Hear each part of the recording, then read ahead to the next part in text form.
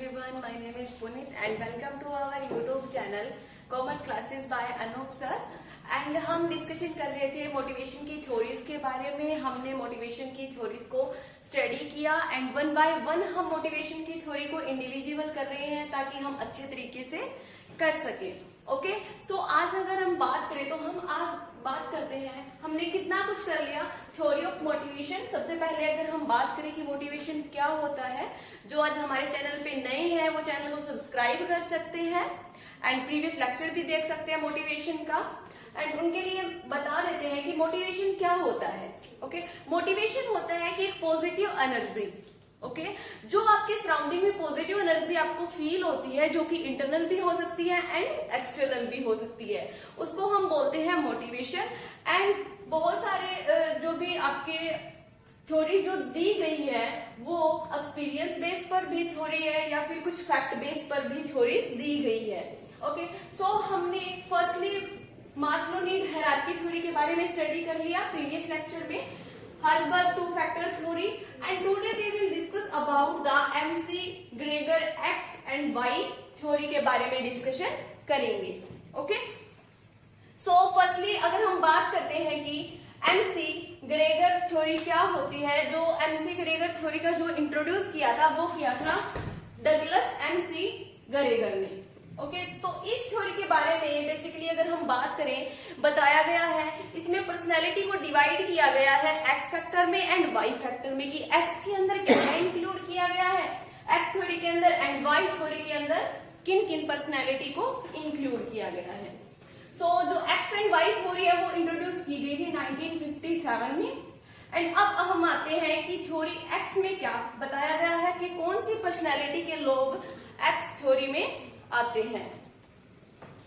आइए स्टार्ट करते हैं।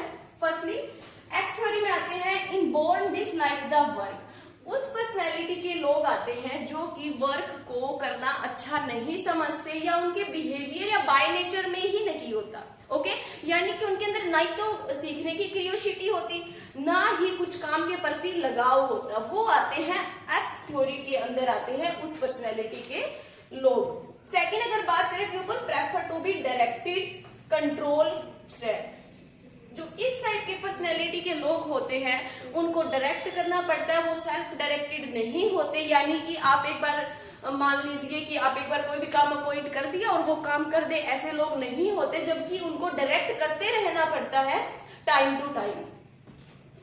एंड कंट्रोल, उनको फुल ऑफ कंट्रोल में रखना पड़ता है, उनको क्लोज सुपरविजन करना पड़ता है ताकि वो अच्छे से काम को कर सके। नेक्स्ट इज थ्रेट, यानी कि डराना धमकाना, अगर वो अच्छे से काम नहीं करते तो उनको पुनिशमेंट देनी पड़ती है, बिना पुनिशमेंट के इस पर्सनैलिटी के जो लोग हैं वो काम नहीं करते। Third one is do not want any responsibility, वो किसी भी टाइप की रिस्पॉन्सिबिलिटी को लेने के लिए रेडी नहीं होते हैं, यानी कि वो उनका जो बाय नेचर है वो क्या है, डिसलाइक द वर्क, वो वर्क को लाइक ही नहीं करते, तो वो किसी भी टाइप की रिस्पॉन्सिबिलिटी भी नहीं लेते। And fourth is follow strict rule and regulation, उनके ऊपर स्ट्रिक्ट रूल एंड रेगुलेशन को फॉलो करना पड़ता है। यानी कि अगर हम कहें कि अगर हम स्ट्रिक्ट पेश ना आए उनके साथ, अगर हम उनसे अच्छे से बिहेव करें या फिर उनको अगर हम स्ट्रिक्ट रूल एंड रेगुलेशन ना प्रोवाइड करें तो वो काम नहीं करेंगे। एंड अगर हमारी ऑर्गेनाइजेशन के एम्प्लॉयज काम नहीं करते तो हमारी वर्क परफॉर्मेंस अच्छी नहीं आएगी। तो ये सब आता है थ्योरी एक्स के अंदर। इस पर्सनैलिटी के लोग जो एमसी ग्रेगर है उन्होंने एक्सप्लेन किया थ्योरी एक्स के अंदर। आइए अब हम स्टडी करते हैं थ्योरी वाई, कि थ्योरी वाई के अंदर किस पर्सनैलिटी के लोग आते हैं।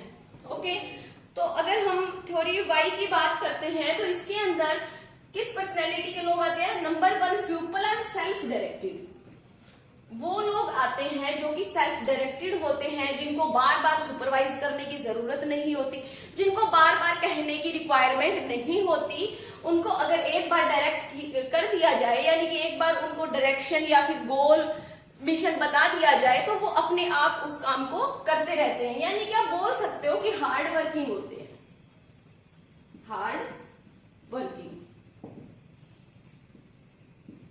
Okay, and next is people learn to accept and seek responsibility. जो थ्योरी वाई में आते हैं वो लर्न को एक्सेप्ट करते हैं, यानी कि वो सीखना पसंद करते हैं, उनको सिखाया जाता है ऑर्गेनाइजेशन में बाय द सेमिनार लगा सकते हो आप, कॉन्फ्रेंस के थ्रू सिखाया जाता है, वर्कशॉप लगवाई जाती है। एंड सिंक रिस्पॉन्सिबिलिटी, और वो अपनी रिस्पॉन्सिबिलिटी मानते हैं।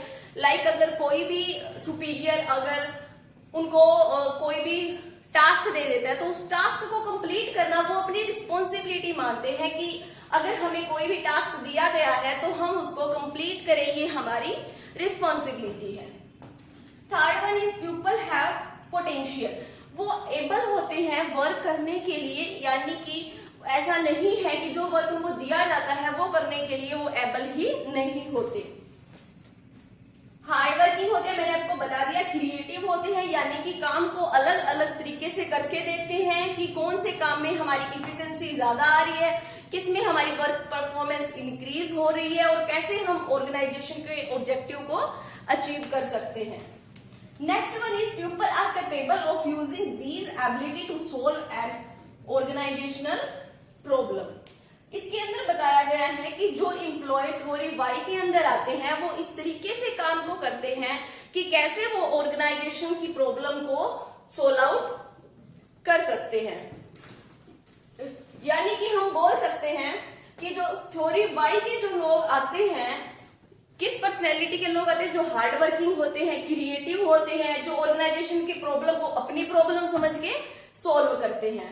ओके, तो ये था आपका theory X and theory Y के बारे में। अगर हम कंपैरिजन करें कि थ्योरी एक्स में क्या है और थ्योरी वाई में क्या है, तो थ्योरी वाई में क्या है, थ्योरी वाई बेस्ट पर्सनैलिटी के लोगों की है, तो यहां पे क्या होता है, डेवलप जॉब परफॉर्मेंस।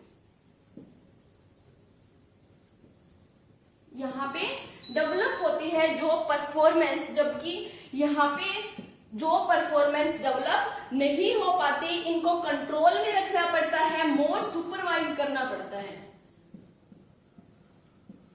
मोर सुपरवाइज। ओके, तो ये था हमारा आज का एमसी ग्रेगर की एक्स एंड वाई थ्योरी के बारे में। This is very important theory and very important concept. Okay, hope so आप सभी को समझ में आया होगा।